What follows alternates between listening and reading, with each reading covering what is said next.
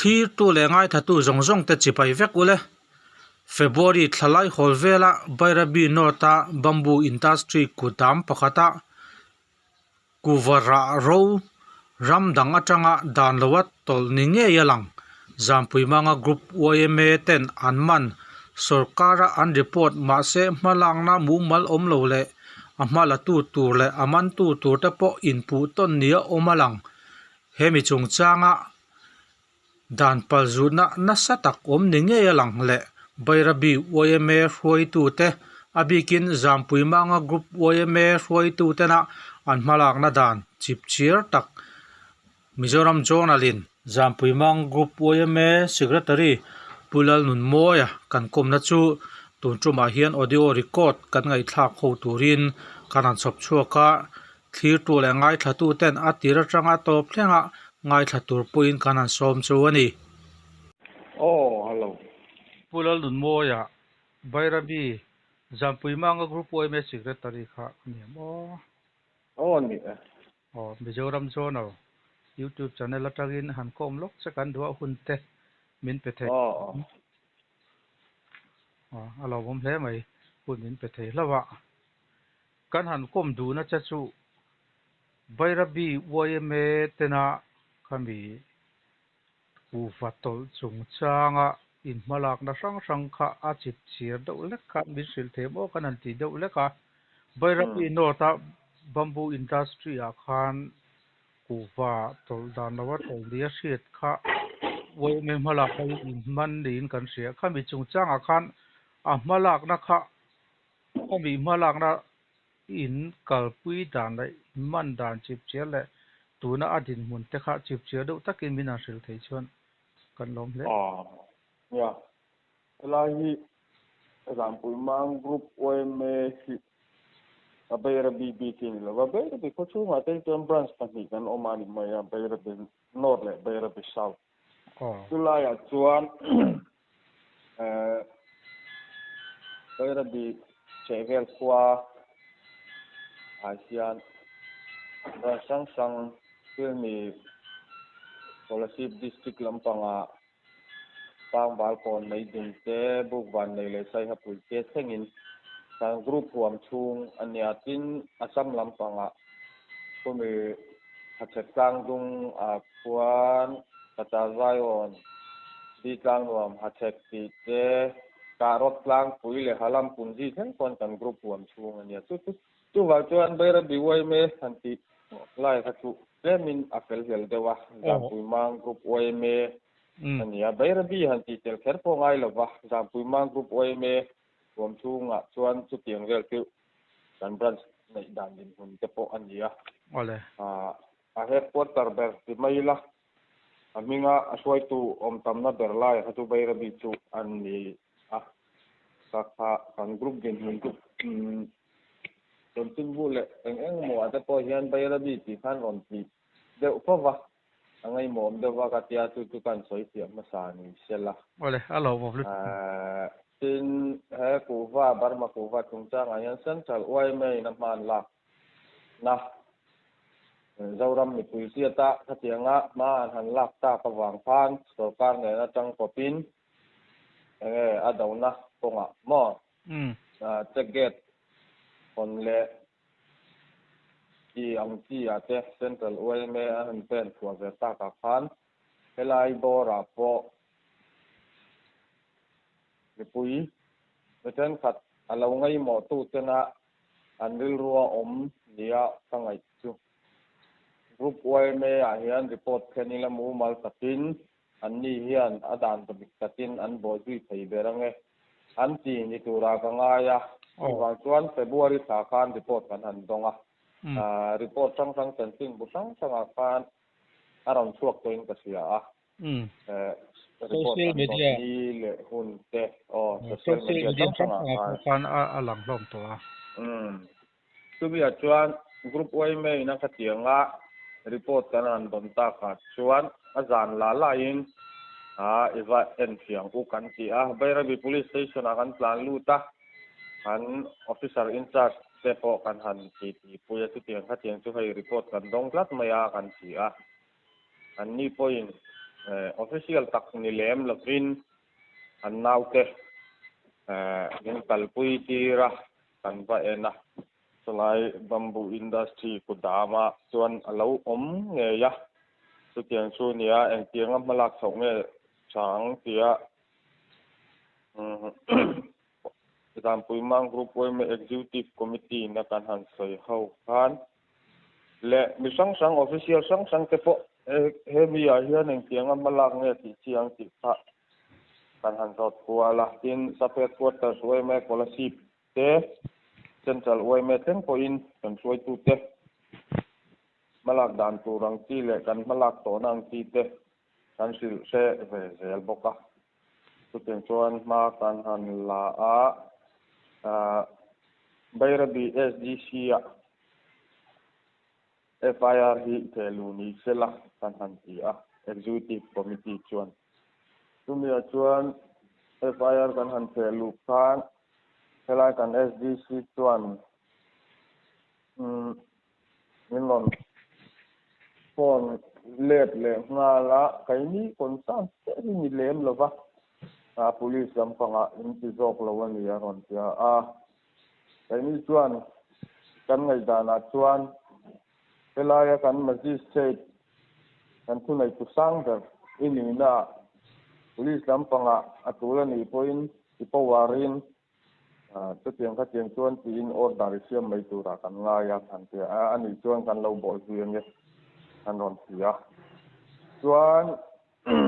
atu ka menon phone le tu dar som pakhat le kan rebor valin menon phone le hei kan DC ten to kan han soi hova ei kan konsan chen ni lova kan noya police te po man turin thu kan tengot thai lova an ron tia tin policy SDPO ten hen po kan soi hova ru in po tang te win an ni chuan raya kudama check sa hi da sa hi kan khoi ngot riang lova custom lampang ti turan ya tin custom lampang an sil thu te po an so ya tu ti chuan custom lampang ero kha chuan foreign product an i chian ngei na document proof chatok tak concrete document kan du tumi tel lo chuan kan khoi thei lo an chi an aron tia chu tiang ani chuan ka tiang kha eng te kong man kan nei don lo aru karala ram ri rong kana ron chiar lu ani miawa tin kan soi hova eng tiang in malak tlang zel dan tur niang kan tia tumia chuan kudama mi kan man thei lo amai ro chu a cheson lai fur chua check gate paltang ani lai emo ang chi kha kan man thei ani tin SDPO chuan asoya chu tiang tur chuan kan la ilak awe melamin kan lo mu masani pon police lampang information dang takin kan siat tiranga police lampang in lo mu masani poin danang takin an lo reng mayanga ti khan SDPO howat kan meeting point tu duk na kan siam kha chu ni mai alaya khan ta kha kan zo du lok cha chu khami bamboo kudama OIM foi tu tele police hova infa ena kha kudama khan kuwa akha check khola khala ngei ti inva fin ni akha isoi mai them February ni som hi pahni ani mai thei chiang ka se palawa February ni sa notvel ka en let ton mo ole February ni som ni pahni borvel ani ta kuwa kha engza ta tamnge kudama khan an lo check khol isoi mai them abeg za ka chiang ngai na om lova achan chu pai kudama bu fai bek an tiang urang kan lo tiang ur maya ai cher chuan te tin kudam so building ni ang deuh ania a building pakhat zo ka chuan atam lem lova bek somnga bor vel oma a building le lampang zo ka chuan ka soi tong ka an lo tiang ur ai cher chuan ur maya tu wang chuan azat chi kha soi dei thei ani lo sang hi le ti bor vel chu ani an tia chu tiang vel chu kan rin dan kha chu an sim chi ma kai ni ko อันนี้เลยกูว่าค่ะอันนี้ตู้เนี้ยอินเสียตะค่ะอาศัยไม่เทียมอันไหนตู้เนี้ยกันเสียอันไหนตู้ที่เนี่ยตัวดานนี้ไอ้หนังเราวะเป็นตัวน่ะไปชวนอันไหนตู้เบระหลังตาตู้ผู้สวยเจล่ะอันนั้นน่ะฉันไม่พอไม่หันทีละอันนั้นน่ะฉันเบระพอGST อัน generate นะกันผู้สวยเจล่ะมิงิน GST ค่ะอัน generate ถ้าค่ะ แต่ช่วงกะโลปดจัดเจงอ่ะกูดามาอินวัมหมู่ไล่คัน GST ครับเปกันละนี่ละวะอามาอามาเราชุก police เลย SDO civil ที่ข้ามีไล่อันอินที่กวนไล่เองเอามาช่วงเวลคัน GST ค่ะอันลูกเป็นมันดิ้งกันสิอดีเกมค่ะkami avang po kha ani chin alang lawa awam je chu dek enge mozat rel uagona anton sa asam police lampangin anlo mana kami anton turbi kha GST an pe ani tuna kudama la om sa ho so GST an pe na copy hi kan lam lo chin chin ni kon ani chuan kudama oma chu dan lawa om liu ani tina ang chu ani deuh berani mo alandana chuan alandana chuan ni mai om tak chu ni ani tak chu bi chu aman tu tur sarkar department kon sana po khan ma han la tu tur kha custom lamin kan ti turani lo anti athenin hantila police lamin kan kutani love anti bok nin kan se khalai khan ma la tu tur department kon sana khan abui ta ni in alang de uleka social media le chanchin bulama lo lan dana in khalam om dan ta ka khai i han soi fia de uthemo ya kan siat ve phak tina chuan police lampang hian kudama katiang goods om sa angchi ka kaini kut ani lawa kaini khoi thei ani lawa a khoi thei tu chu ka tom an ni ti in kami ani wang khan kaini po min ron le to chong lovin scholarship SP lampang khan ka tom lampang a siat tirna an lo pe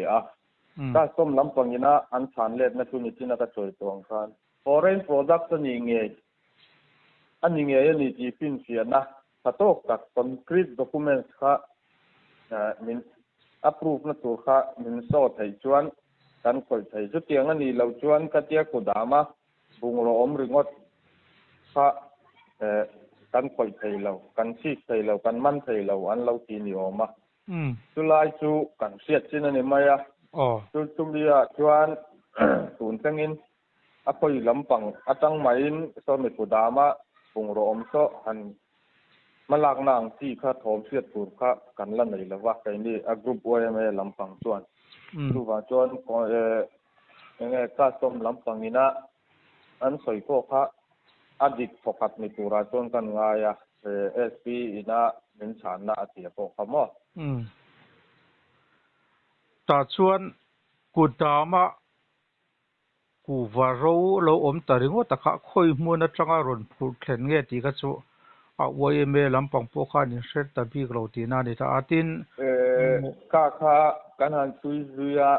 proof na tak chu kan nei lova amai ro chu kan fiat dana chuan vaireng te kudama mizoram sarkarina asista elayan ron pot tak ani tak chu kan lo hriat le danin tun hna ya hian khami kudama tang khan i mi then khaten khami kuwa an chek sa kha an phur chuak thin nin kan ria chu OMA lampang po khan arukin in hredeu di in kan hredewa chu kudama tang khan phur chua ani reng em tun hnai chawa hian phur chua ni chuan alanga achan chu atira om le tu na om kha ai nang to lo viau maya rela an lak tak kami asam police lampang ina an lo man tuna beira mi khopa ina case na tha na china ka sai GST generate na min lo lang ta thia kha ka atira chuan มีอากูวารอนบวยปุยตูตะเฮียนได้วารางานสดสิ้นอันนี้ออกมาถ้าเจียงเวลค่าอันนี้สิ้นตุ่มแกมาจงแต่พอมี GST มิงอาการติดชวนมิงมันหนาเฮียนอีโลเวดอนเนี่ยอันเราอินทีนี่ออกมาถ้าเจียงเวลค่าอันนี้ถ้ามีหัวพวกขันคอยชัวเลยจักอุจุอมดีนกันเสียก็ตีรัวเลยรอชวนหุ่นไล่ตะกาว่ามันเลยก็อมสีหรอวะเอาไว้เมตังชวนทุกวันชวนอันนู้เลยเซลหันบ่จุยไงนะคะใครมีช่วงกันในตัวว่าค่อยลำระมังไงค่อยลำพงอังไงอันกัลฟุยตีพวกกันเชื่อจุยตัวหรอวะเป็นไว้ขัดอันปุดชัวรอขัดจูจันทินบูเวลาอารอนลันอังคารเจ้าพาย police check jet ขัดจูอัปลักไงนี่อินกันเสียทำไมรอทุกข้าพวกข้ารูปนักตักกันในหรอวะทุกทีรัวเลยรอชวนจักเลียนอันนี้มีว่าวางคันอาซัมลำปังจักเลียนอันนี้มีว่าวางคันอัปลักยังไงชวนกันเสียขลายพวกข้าจู่ตันเสียจินจู่อันนี้ไม่ปวดชัวอันนี้เที่ชวนเอาไล่ยันreport ที่ดงไทยอีละจู่จานเรียนี่โมจีก็ว่าในลำนี้โมเอ็งหุ่นป้อนี่เสละกันบ่จุยเวทไทยจู่แล้วเนี่ย report นักกันดงถิ่นบอกสีหรอวะจีนpolice check jet ไม่ระบิชัวละมาเลยไม่ระบิกากละมาที่ไม่ละako rong hoy po kalpuy na motor mang ang siya kalpuy na turi ko nga hituan check jet kan na ya din kami check jet pal sang lo po kha check jet om lo na lui pui tong lui kan na ya speedboat ang si away zut nga heng lampang ko nga te po hian kudama changson auto rickshaw ang chi tile motor te ang chi te tier chuak hian check jet lampang kalsang lo po hian alo kal thei fe mai kha lo nia chu akoi ko nga ber hian nge kal po hi kai ni chong kam se zui thei ta box si lo ne kala ya ka chuan apur chua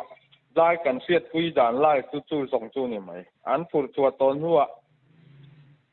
mi pui kang kam ma changin chu tiang chu ni o me an han ti chuan aku va da na lai kan va ena aku va ku dam kan va ena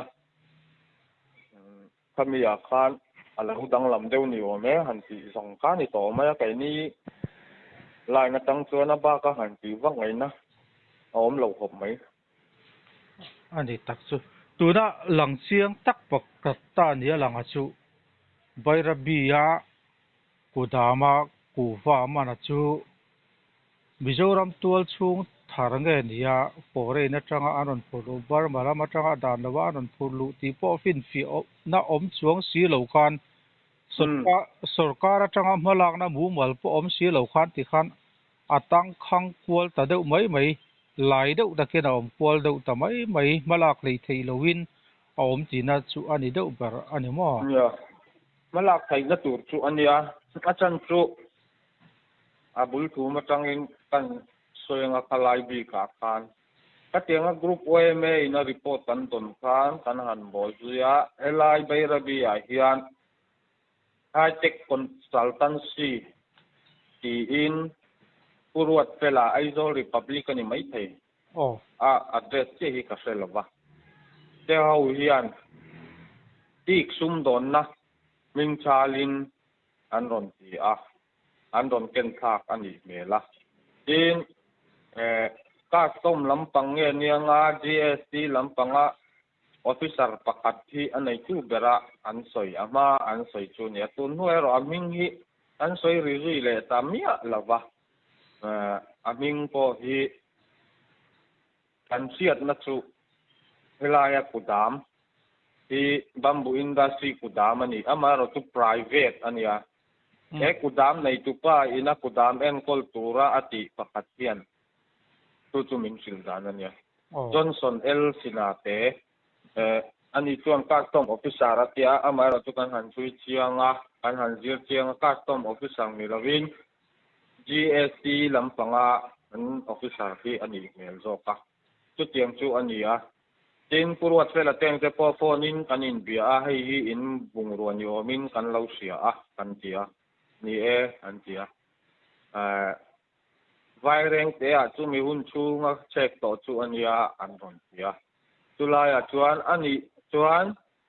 beirabi helai mun aron ten teina tura enge YB le mo GST impact nai mo chalan eng angko documents in nei anga piang group YM a kakat chung February khat chung in ron submit ula pom ka kan ngai ani chuan engma soi boy na tur om lo ani maya tin chiang ko takin kanin sil veka amai ro chu kanin ngak wanga engma ron ti om lova ka aral don ti khan kai ma nge in tapon le a purwat vela chu hey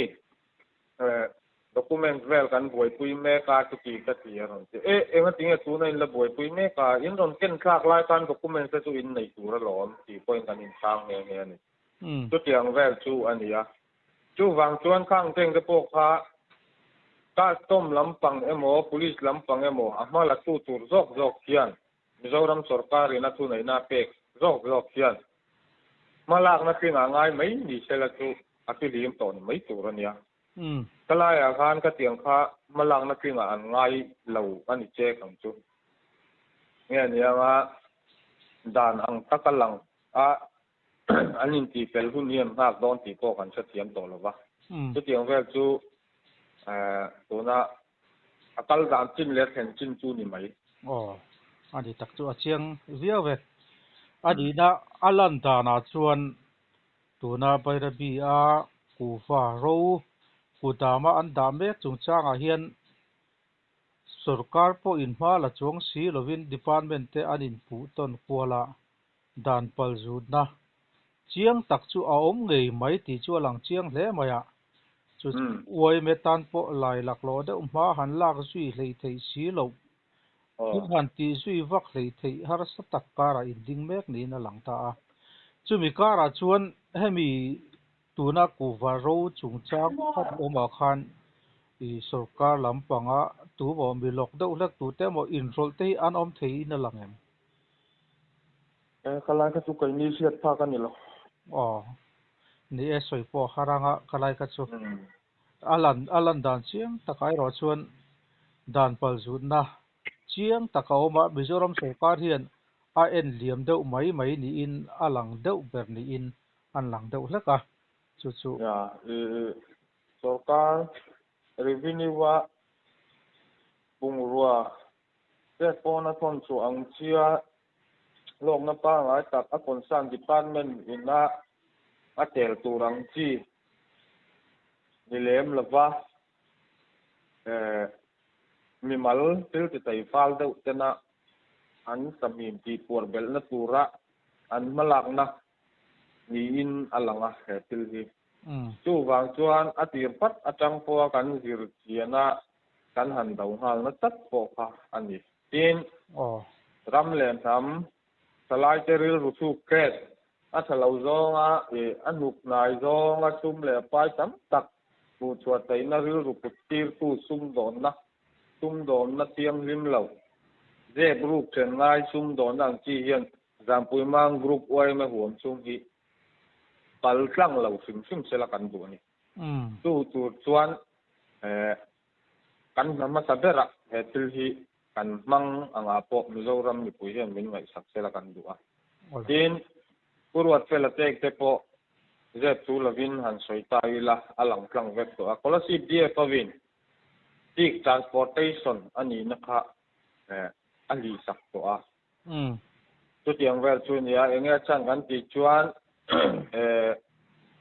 ting le mau atanga man ro siam ang chi Mizoram sarkar chia pek tu pe mu mal lova aru karal dewa rela an lo thon fo to wa min asoya scholarship DFO khan tu tiang bokin an ni khan rela hian an mani tu in direct takin an lot ngotin an thon ngot ti arin om lova tu mi a chuan a thena hian berbia rail station train station master hi atel nge lin alang boka oh keng te po hi zampui mang group wai me chon tanjir chiang zela oh alau tel nge ya til dikpum fe lavin mizoram sarkarina enge forest product ang chi pele til dang tanga po lok na atel turpa ngai te ko na aton chuadon atel turpa ngai tel lem lova an mani ham thatna ringot uma dan chula dan dik tak ni lem lova an lau ti ni chuan amala kai tu hena mala turin mumal takin peni chuan report helu turin tuna po hian kan thui ri me ti te po kha kan fighter sim du ni chu ole alom hle mai zampui manga group OMA te ram le nam ta na tha in thona alom hle in ka sia Mizoram zone point in tha thona lom thu kan an sui ngal nge ni sela hun hlu tak mai bin pia petiang zoram mi puite sia ta chip chia taka huan chuana hun bin han nei sak thei te kan lom hle mai i hun hlu tak bin pek thei wangin kan lom tak zet ani te ni po kan lo me okay